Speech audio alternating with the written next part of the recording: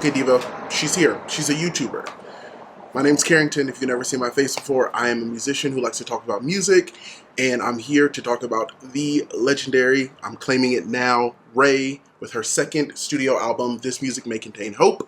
I have been a huge Raye fan really since Escapism, I think. Escapism really put her on the map for me as an artist and as a writer, and I've been obsessed ever since. She's written for my fave, Beyonce. I'm gonna stop rambling and get into the reaction. I've only heard Where's My Husband, so the other two singles she released, Nightingale Lane and Click Clack Symphony featuring Hans Zimmer, I have not heard. I wanted to keep this as true as possible, so we're gonna be reacting in real time. As always, like, comment, subscribe. Let's get into it. Intro, Girl Under the Gray Cloud is the first song.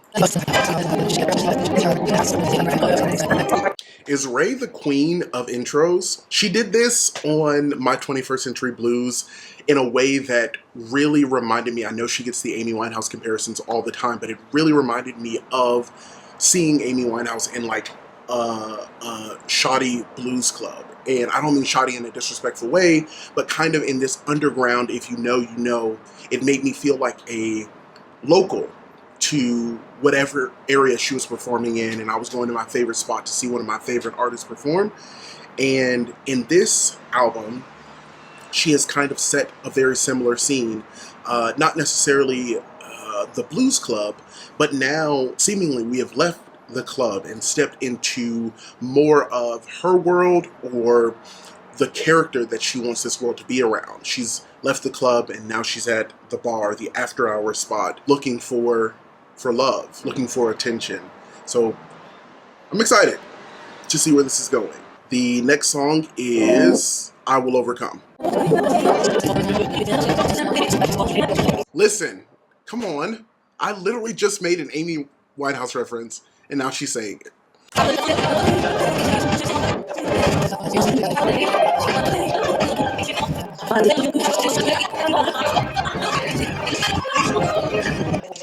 Raye has to be the next Bond girl, the next artist, you know, Adele, Billie Eilish. It has to be Raye next. This sounds orchestral, over the top. Her world building sonically is second to none. I feel like she is painting such a vivid picture from the bar that she was at to leaving from that bar, what she is grieving, what she is kind of craving and calling to her. And it's so interesting to see the juxtaposition between the last album, where I still feel like she was craving, longing to fill this void, reeling from a past relationship, a past lover who wasn't treating her right. There's still this reminiscent part of her that is also still grieving so much, but this in particular is seemingly love, of affection, attention, support,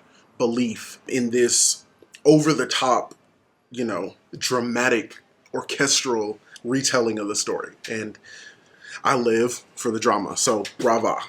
Beware the South London Lover.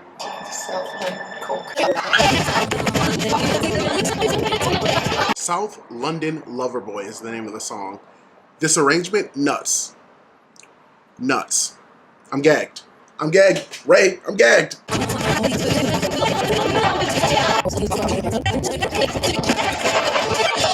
Iconic. The energy, the arrangement, again, I feel like I'm going to continue touting how intentional, how complex her arrangements are. The live instrumentation, the care, and I mean, I'm not surprised. Just from what I've seen of her previously, her last album to this album, she has quite the ear. I don't know too much about her background, the music she grew up in and around, but I feel like you can hear her influences, and I feel like it is very soulful. It is very bluesy. It is very black. I don't know another way to put it. Something about the call and response, the clapping, the chanting almost that she is trying to get across to the women listening to this song. It is hype, but there's also a true warning. And knowing a bit about her past, just from what she shared on my 21st Century Blues, I think that she does take womanhood and the safety of all people, but women especially, very seriously. So it's cool to see how she can use her lyricism to convey such a serious message in such a energetic and fun package. And I think that is what makes her glow as a songwriter. Yeah, 8. 8. Once upon a time there was a girl. The WhatsApp Shakespeare is next. Raye, ride the beat. Ride, her delivery is almost this like song, talky, conversational. I'm just talking to you. It's just like a matter of fact, I'm just retelling you the story. It's so cool. She's just effortlessly cool, and I know she puts a lot of effort into this. I know she cares, but the delivery just feels so like, I just want to have like a cigarette and like a whiskey with her and just talk. Perhaps a cigar and a glass of wine and just talk. I feel like, I'm gagged.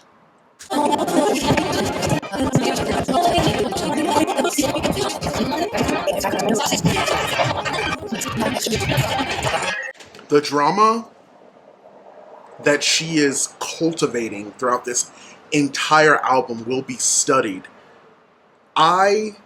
First of all, the sonic sections, the song changes like 3 times, but the story, the layers just continuously get deeper. She's referencing herself, she's referencing Shakespeare, she's painting this like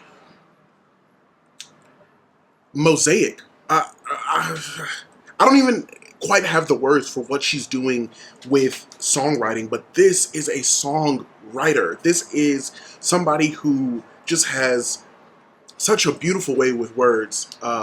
And I know I keep saying I'm gagged, but I don't know what else to say. Raye is, and I'm so excited. I get to see her live this summer. She's coming to LA. So I'm going up there to the concert in May, I believe. And I'm just so excited to, first of all, memorize all these lyrics. And then to see her bring this to life on stage is going to be a show for the books. I think that so many women, especially in Europe, I imagine hearing and experiencing words, hearing and experiencing this story, these stories from someone who is where you're from, and being like, yeah, I've been through that. Yeah, I know that guy. Yeah, like it is something so special. And I love, I'm not from London, but being able to see some similarities in experiences is fascinating. And I think that is what makes a great songwriter. So yeah, Raye, you're eating this down. And I think we're like 4 tracks in. Next is Winter Woman. Tonight, I kiss the bottle on the lips, since desperate times require desperate pleasure. Write the song, Raye. First of all, I, would never want to condone, and I don't think Raye is condoning. She's talked very openly about her history with like drug use and kind of self-medicating, numbing herself with various substances.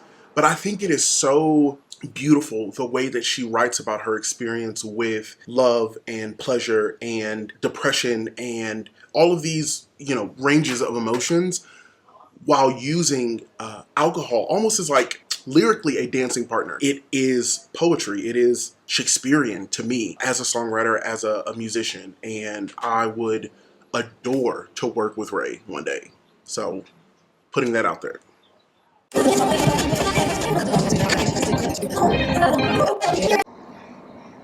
She vows an oath to make her name a word you won't forget.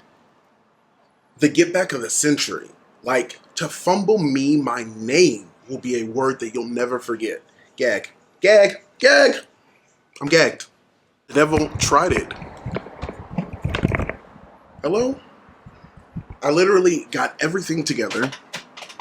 Memory cards, chargers, to make sure we had a very smooth filming experience, and then it's going to say my memory card is full. Tried it. Anywho, we're going into Click Clack Symphony by Hans Zimmer. Hopefully we have no more interruptions. Please. Please. Is this level?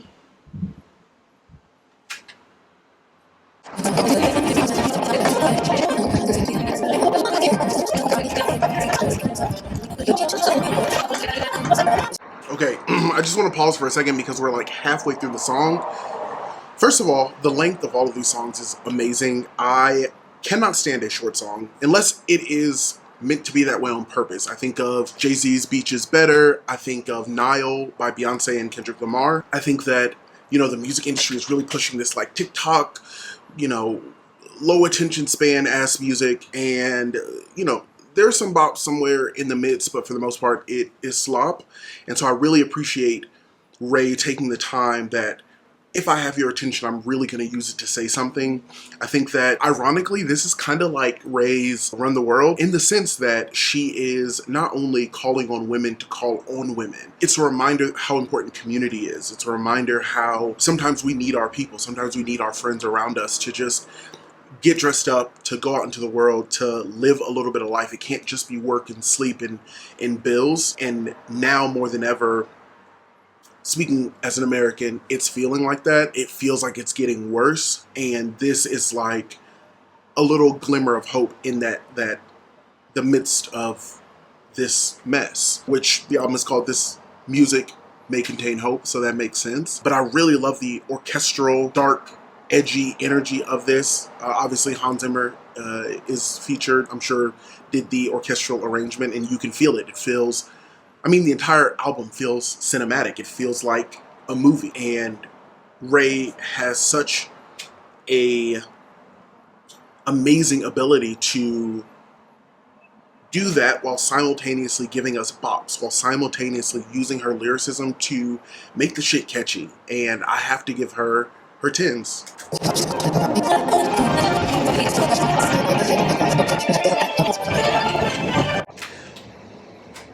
I know it's only March, very early into 2026, but I truly believe we have an Album of the Year contender with this project. I have not heard a better album, I don't think, this year, and I'm only 6 songs in. From, again, the production, the arrangements, the writing on this project, I am a shoo-in. I think Raye is a shoo-in for at least a nomination, if not taking home the Grammy for Album of the Year for 2026. We shall see. Next is I Know You're Hurting. I did hear this not like as a single or anything like that, but she performed it a few times live at various locations. So I'm very interested to see the studio version versus the live version. I think she likes to change it up a little bit. So excited to see what she did in the studio.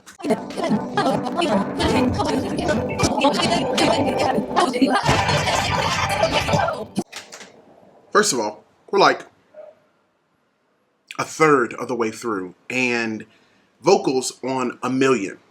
And beyond just hitting the notes, I feel like Raye does an excellent job of emoting, of conveying the feeling without even saying the words. Like if she was just singing the notes, I would still feel this emotion that she's conveying with her lyrics. She says, if you need 2 more arms to hold these burdens, I'm here.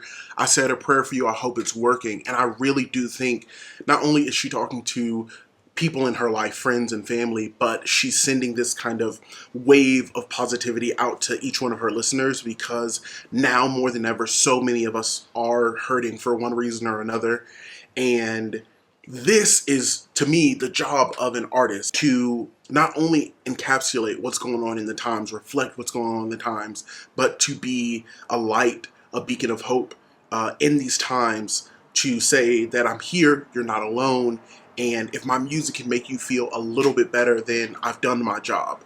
And it's something that I aspire to in my writing for whoever needs to see themselves reflected in these songs to see themselves. And I feel like Raye has mastered this. This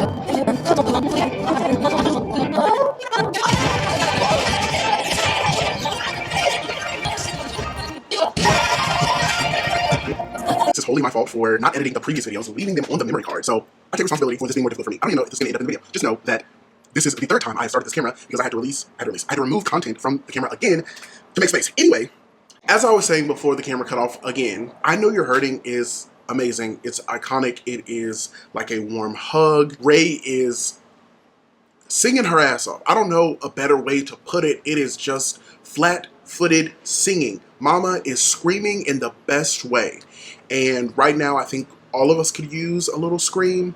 So I thank you for it. I thank you for the sonic hug, the virtual hug. That is so disrespectful. This loud-ass motorcycle.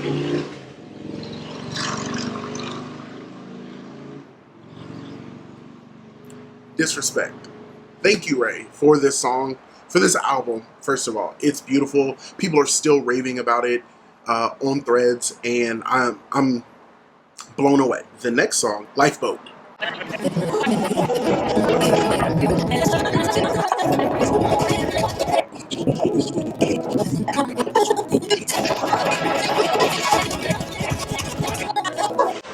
Sing, Raye.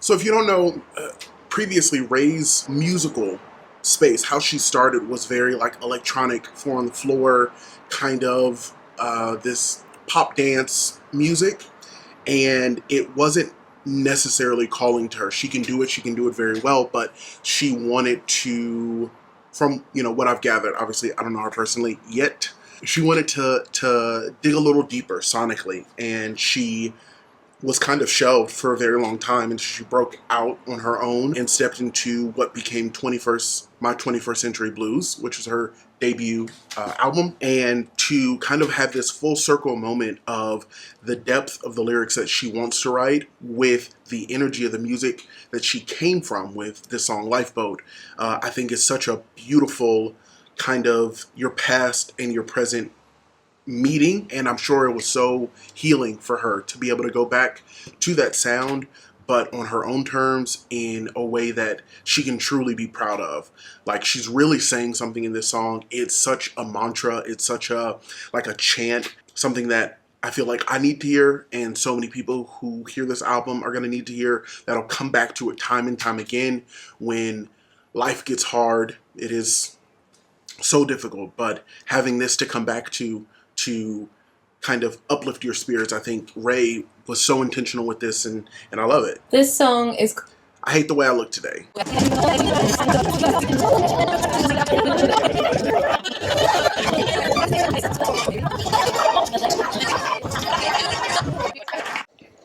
That was nuts. It sounded like I was in the room with them recording this project, just kind of a fly on the wall, sitting on the floor, whatever. It's so energetic. It's so like it really felt like a song and dance between Raye and her band. The musicians around her are very, very live, and she's feeding off that energy. They're feeding off of her energy. I'm feeding off the energy. Listening to them kind of go back and forth in this way, and in a world filled with this conversation of like, AI is the future of art, AI is the future of music. This is so live, it's so textured, it's so raw, and such a reminder of what good art can be, with support, with access, with just belief. Let artists be artists. The best part of this entire project to me is witnessing the journey between the last album and this album, seeing everything that she's gone through, and I'm sure there are or were hundreds of songs that she had to kind of pick through to tell the story that she wanted to tell. And rather than taking the easy way out and entering a prompt in an app to regurgitate something stolen from hundreds or a few artists or whatever, she really took a piece of her soul and put it into this music. I think that this song in particular, and I'll do final thoughts at the end of the record, the world has always kind of focused on people looking a certain way, body types, and encouraging these kind of behaviors to make your body look a certain way. but I think it's been especially egregious towards women. And I think Raye is conscious of that. I think that she is not absolved from it as she is growing in her star power and her celebrity. If anything, the scrutiny has probably gotten harder.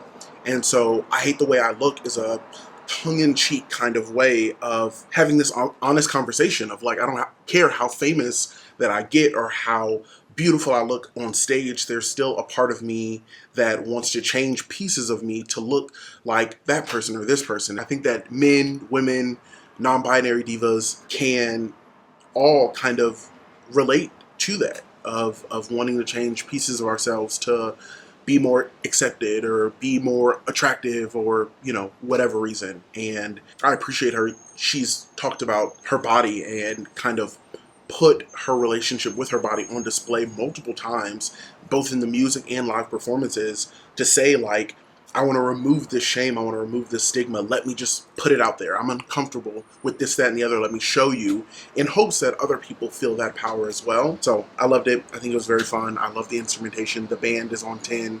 Everybody, all of the instrumentalists, the people that she's brought together to bring this project to life, have really just done such a superb job. And again, I cannot wait to see this project live. This is Goodbye Henry featuring Al Green.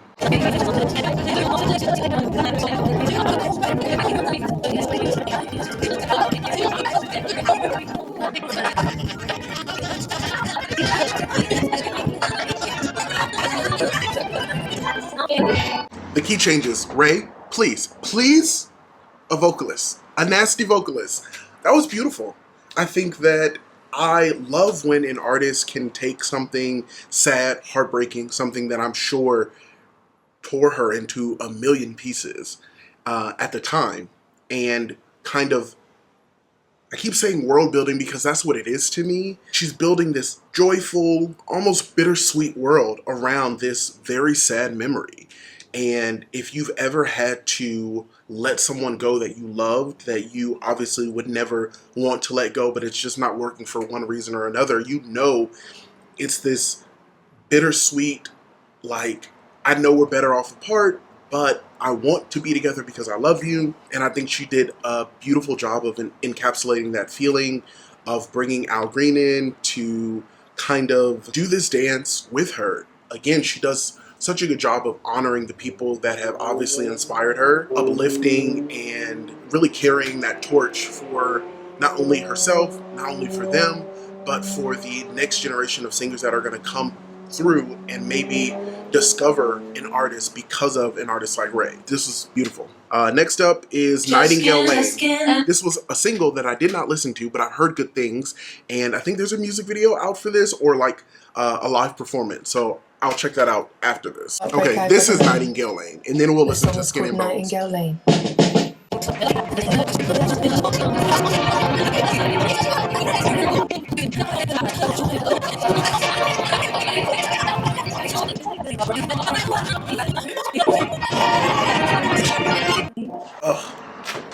Oh my god, that was so just perfect, heartfelt. Love the power and the precision of her voice and where she chooses to do a run or to really just open her mouth, stand flat-footed, and belt.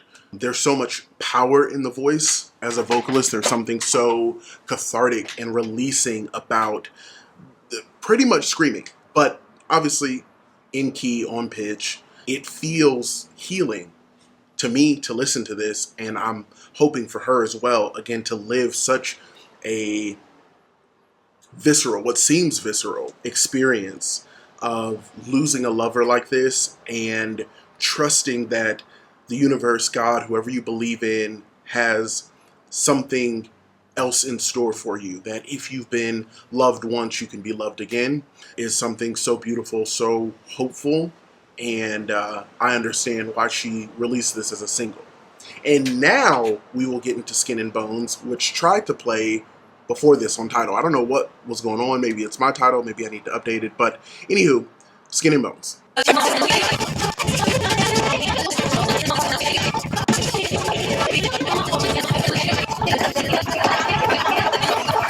I love how she is having these emotional conversations to, like, fun music. It feels good. There's a swing to it. There's this like dance, this movement. And she talks about losing somebody she loves deeply, trying to find it again, and these guys that she's talking to are playing games. And I think that, again, there are a lot of people, women especially, that can relate to that. Again, artists reflecting the time not only of this worldly just heaviness, this gravity, but also in your own little world, your own little bubble. What are you dealing with day in and day out? Is, people trying to use you to enjoy you for your skin and bones, but not.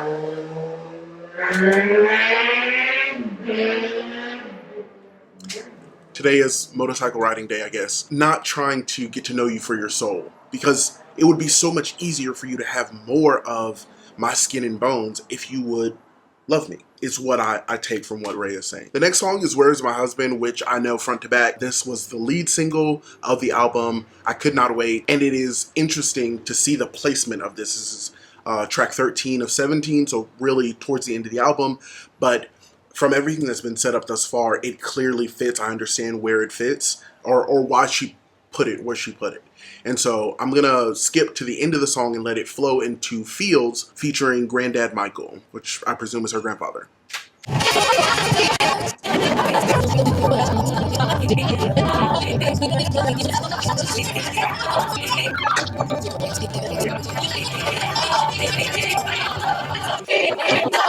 Oh my God, Raye,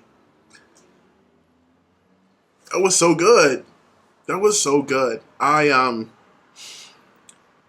emotional because I feel like I'm so close to my mother's grandmother and not as close, or sorry, my mother's mom, my grandmother, and not as close to my dad's mom as I would like to be. I didn't really know my grandfathers, but to just think about just all the life that they had to live to get my parents to where they were, to have me and my siblings, and all the dreams that they couldn't live or didn't get to live, to take care of all of us. When she says, who will hear my songs when I die? Oh! Who will hear my songs when I die is so sad. I think about, beyond songs, their dreams, who will hear their dreams, who will hear their stories, who will tell their stories. I think about my songs and who will tell my songs or sing my songs when I'm gone. It's such a beautiful way to be able to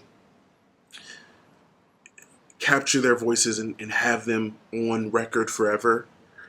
And it really just moved me a lot. And I know that I'm not the only one. I know there are so many other people who have lost grandparents who feel something very similar, that probably had a even more visceral reaction to this than me. But this was beautiful, and I wasn't expecting it. So I love that. I love a surprise. Yeah. Yo, editing Carrington here. Interrupting your video really quick to say, first of all, thank you so much for watching. Second of all, this video is brought to you by Clara Rose Candle Co., which is my fragrance company that I started over the pandemic. If you haven't seen our brand before, get into it. Giving beauty influencer. I started this company to honor my maternal and paternal grandmothers, Clara Woods and Rosemary Kelso. So Clara Rose. We do everything from candles to perfumes. Room sprays will be coming back very soon. Bath bombs, body butters, you name it, I can probably make it. I hand pour everything from the wax to the fragrance oil, and I promise you've never smelled anything quite like it. And so I wanted to start incorporating more of what I'm doing behind the scenes from my own personal music, which all of our fragrances are named after my songs. So Warren Glory, Eden, and our bestseller, Come Over. So if you're in the market, or you know somebody who's in the market for a new fragrance, you can check us out right meow at www.clararosecandleco.com. And in honor of the return to YouTube, let's do a 20% off code for anybody who has stayed this long to the video. Use code YouTube, so I know where you came from, to save 20% off your first order. Thank you so much for watching. Thank you so much for supporting. I can't wait for you all to smell this deliciousness.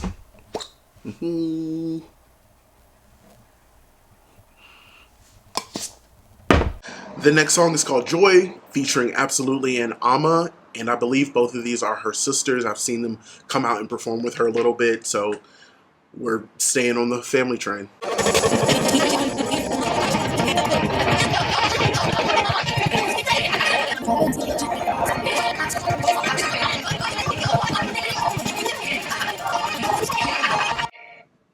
Amazing. Amazing. Church. It feels like church, this call and response, the orchestral, having her family there, the let me see you clap your hands, repeating the lyrics over and over again. I declare it, I demand it, that there will be joy. Raye, this is something. This is an album. Sometimes I have concerns with how an artist is going to follow up their debut project with the second album, because especially if the first album is received very well, critical acclaim, you know, the world seems to love it, tours and the bells and whistles, and sometimes the pressure of topping that gets to you. Not only do I think that she has topped her debut album, but I don't feel this pressure or intention of going in with the idea of topping it. I think that she really just had something to say, and she wanted it to be as raw and vulnerable as she could muster, because in that vulnerability, not only can we as fans see her better, but I feel the hope was for us to see ourselves a little bit better, to be a little bit kinder to ourselves, to be reminded of what is important right now, our community, our family, our bodies, ourselves, that we matter, and that our joy matters, our happiness matters. Even in grief, our joy matters. Even in pain, even in the hard times, our joy matters. And this album, to me, was her kind of putting up a lighthouse to set a beacon for light and hope and joy and reflection, just to say that you're not alone, that there is somebody else who feels like this, who sees you, and a reminder to see yourself. And I love it. I am blown away and inspired as an artist to do the same in my own way, with my own gifts. And yeah, I can't wait to like re-listen, you know, all the way through with headphones, just kind of not in front of the camera, and see things that, or hear things that I might not have picked up on. The next song is called Happier Times Ahead.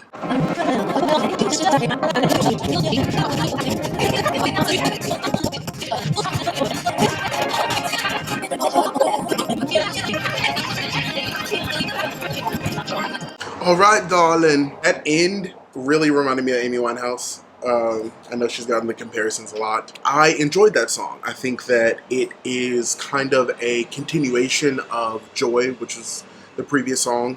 The energy, again, is infectious. The lyrics, to me, aren't as complex as some of the previous records, and they don't necessarily need to be. I think that there's still a story being told here, and that great stories can be told with complex words or more simplistic. It doesn't have to be complex for complex sake. The people that she's referencing in the songs, I don't know if these are actual people she knows or stories she's heard through friends, but I appreciate that relatability, because we all know somebody who knows somebody, or you know, however many degrees of separation you want to go, that have been through something like this, something adjacent to this, what she's referencing in the song, and have held on to that, you know, small glimmer of hope, to say that the sun will come out tomorrow, that I just have to make it through one more day, and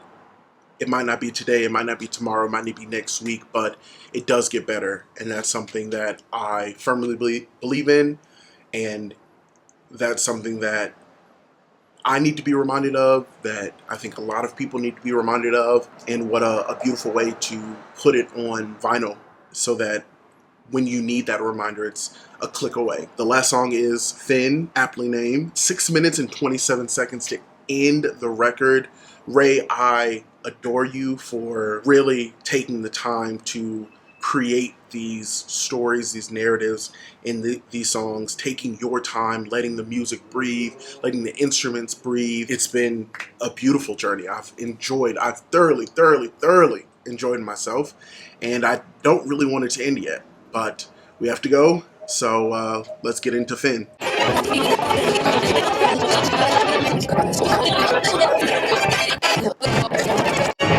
I love you. The end.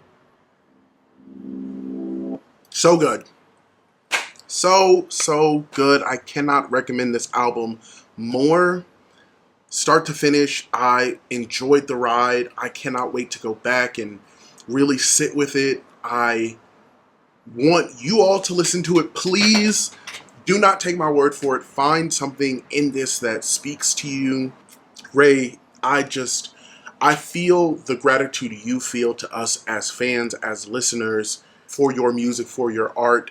I am inspired as an artist to dig deeper, to tell richer stories, to reach more people, to be honest and authentic in the art that I'm making, and be vulnerable because I know that it will be received and accepted and understood by the people that are meant to understand it.